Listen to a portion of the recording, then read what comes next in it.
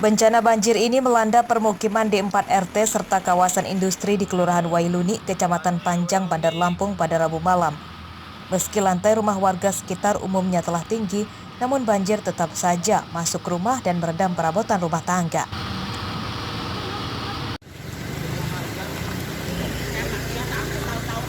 Menurut warga, banjir terjadi akibat Sungai Wailuni meluap karena tidak mampu menampung debit air hujan lebat yang mengguyur sejak sore hingga malam hari.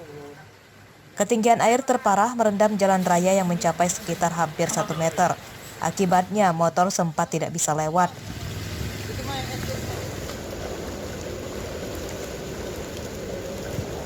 Pokoknya sebatas ini dari sering-sering ke sungai di atas terus bawah. Oh, Kelurahan Wailuni ini ada, kalau yang di sini satu, sekitar 4 RT ya. Ya, 4 RT ya, tapi nggak seluruh 4 RT itu, sebagian dari. Banjir telah surut pada Kamis pagi. Banjir di wilayah ini cepat surut karena Kelurahan Wailuni, Bandar Lampung berada di muara atau hilir sungai yang tersambung langsung ke Teluk Lampung. Arsadi Saputra melaporkan dari Bandar Lampung.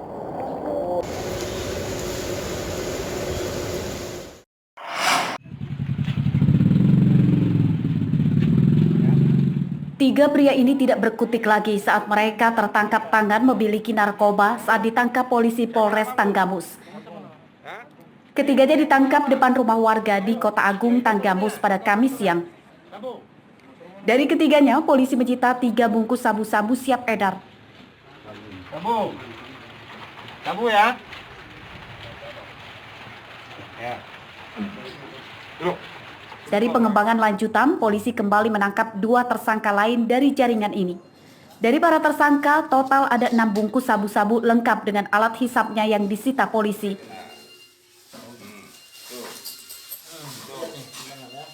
Mereka yang ditangkap merupakan bandar narkoba di Tanggamus yang memiliki hubungan dengan jaringan narkoba antar provinsi. Barang bukti dapat kita sita sore hari ini 6 paket sabu. Menurut keterangan si Novian, barang tersebut didapat dari daerah Kecamatan Pudung, Kabupaten Tanggamus, yang namanya sudah kami kantongi. Kasus ini masih akan dikembangkan polisi untuk memburu pemasok narkoba kepada tersangka. Atas perbuatannya, tersangka terancam 20 tahun penjara. Andri Kurniawan melaporkan dari Tanggamus.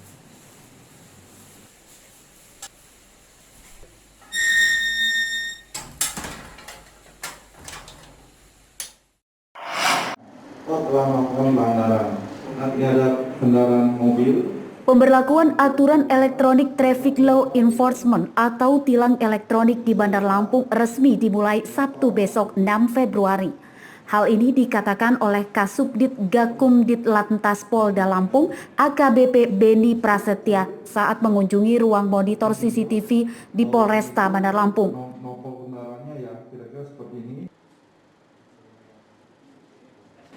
Penerapan tilang elektronik ini berbasis kamera pengawas atau CCTV yang dipasang polisi lalu lintas Polresta Bandar Lampung.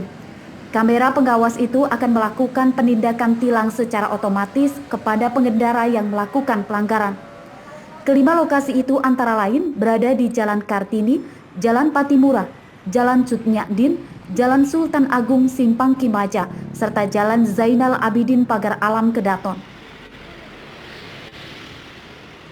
Para pengendara mobil dan motor yang kedapatan melanggar lalu lintas seperti tidak menggunakan helm, memutar arah bukan di jalurnya atau melawan arus, tidak menggunakan nomor plat kendaraan, tidak menggunakan sabuk pengaman, serta menerobos lampu lalu lintas akan direkam kamera pengawas itu.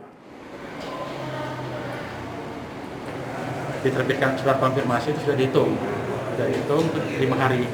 5 hari setelah nanti katakanlah pelanggar itu ditilang itu 7 hari.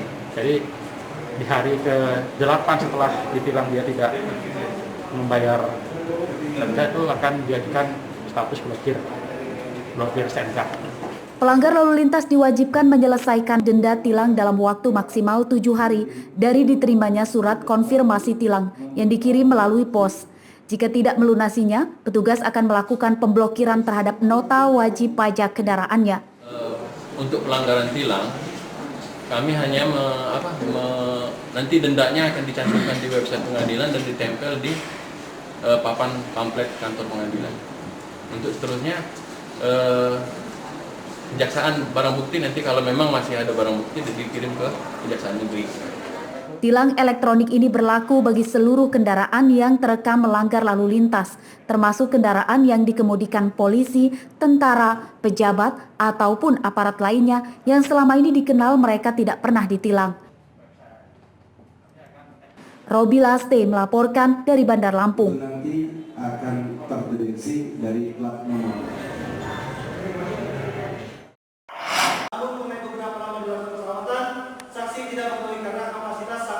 Sidang kasus penusukan terhadap Syekh Ali Jaber oleh terdakwa Alpin Andrian Kamis siang kembali digelar di Pengadilan Negeri Tanjung Karang, Bandar Lampung.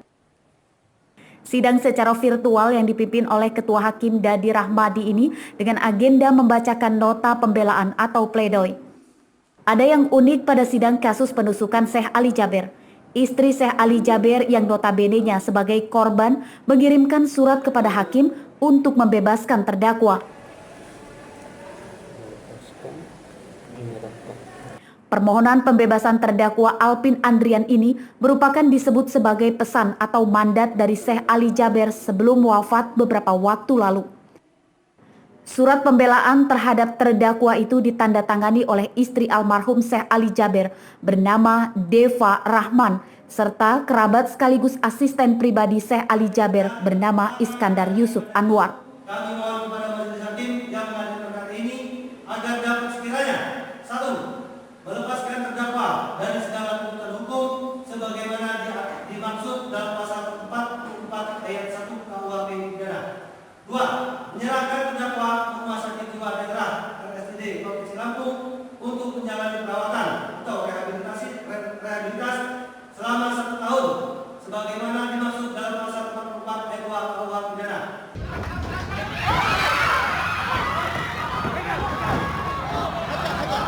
Penusukan ulama Syekh Ali Jaber oleh Alpin Andrian itu terjadi pada 13 September 2020 lalu.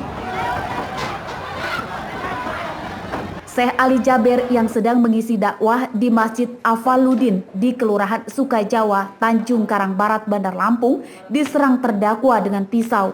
Syekh Ali Jaber mengalami luka di bagian lengannya, sementara pelakunya langsung bisa ditangkap oleh para jemaah di lokasi.